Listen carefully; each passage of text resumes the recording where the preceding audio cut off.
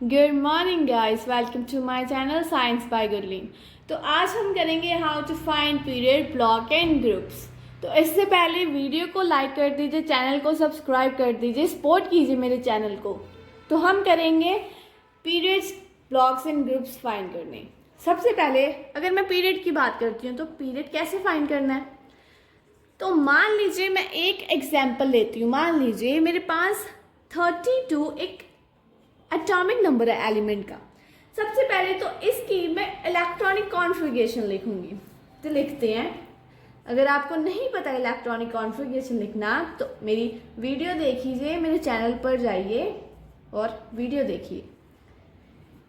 3p6 4s2 it's 3d10 4p6 and last 5 is 1।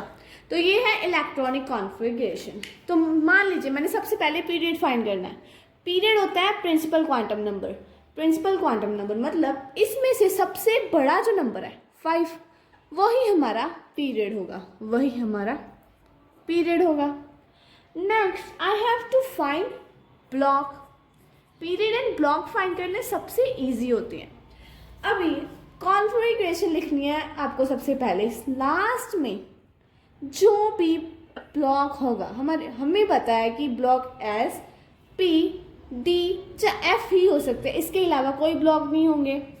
तो इसमें हमें देखना है लास्ट में जो ब्लॉक होगा वही हमारा ब्लॉक है। तो अगर मैं बात करूं ग्रुप की तो डिफरेंट ब्लॉक्स के लिए डिफरेंट ट्रिक क्या है ग्रुप फाइंड करने की।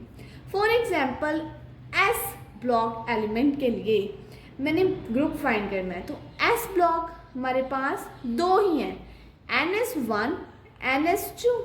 देखिए एस में दो ही इलेक्ट्रॉन फिल हो सकते हैं, जहाँ तो एक इलेक्ट्रॉन फिल होगा जहाँ दो इलेक्ट्रॉन फिल होंगे एस में। तो जब एक इलेक्ट्रॉन फिल होगा तो ग्रुप नंबर 1 होगा, जब दो इलेक्ट्रॉन फिल होंगे तो ग्रुप नंबर क्या होगा 2।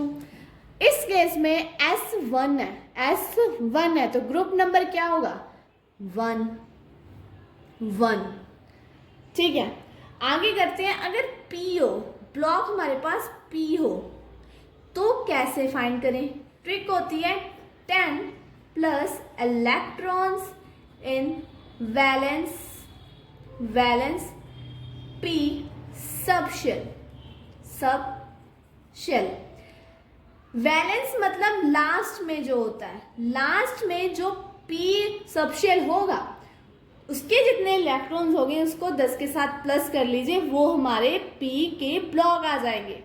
उसके बाद अगर मैं बात करूं डी के लिए, डी के ग्रुप नंबर फाइंड करने के लिए, तो यहाँ ट्रिक आएगी NS के इलेक्ट्रॉन्स प्लस N-1 D के इलेक्ट्रॉन्स। अब ये क्या है समझाती हूँ आपको।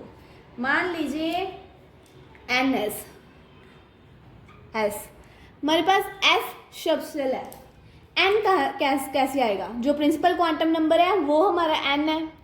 मैंने कहा ना principal quantum number period principal quantum number होता है, वो तो n से डिनोट होता है, वो n से डिनोट, तो n आएगा पीरियड। मान लीजिए हमारे पास पीरियड 5 है, 5s के इलेक्ट्रॉन्स होंगे जो प्लस कर दीजिए 5 - 1 मतलब 4d के इलेक्ट्रॉन्स।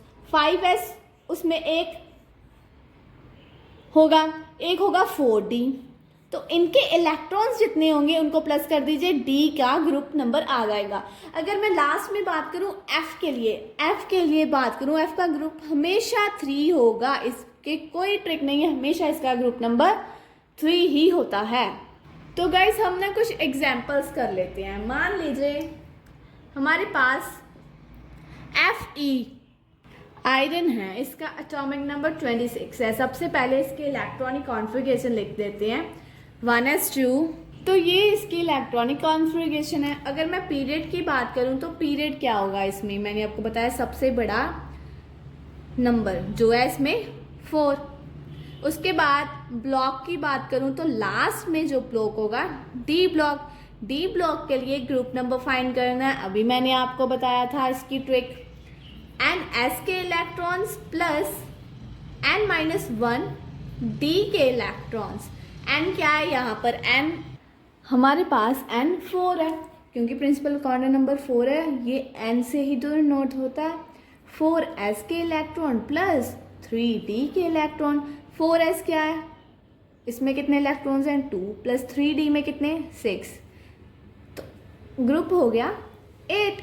अभी मैं आपको इससे भी आसान ट्रिक बताऊंगी कंबाइन में एटॉमिक ग्रुप फाइंड करने की, तो देखते हैं। मान लीजिए आपको दे दिया गया 88, इसका ग्रुप फाइंड कीजिए। अभी इसकी इलेक्ट्रॉनिक कॉन्फ़िगरेशन लिखनी बहुत डिफिकल्ट है, कितनी बड़ी हो जाएगी और बीच में कई बार गलती हो जाती है। इसका ग्रुप फाइंड करना है तो हमें पता है, एक ट्रिक बताती हूँ जो कोई नहीं बताएगा आपको। नोबल गैसेस की कॉन्फ़िगरेशन लिखो।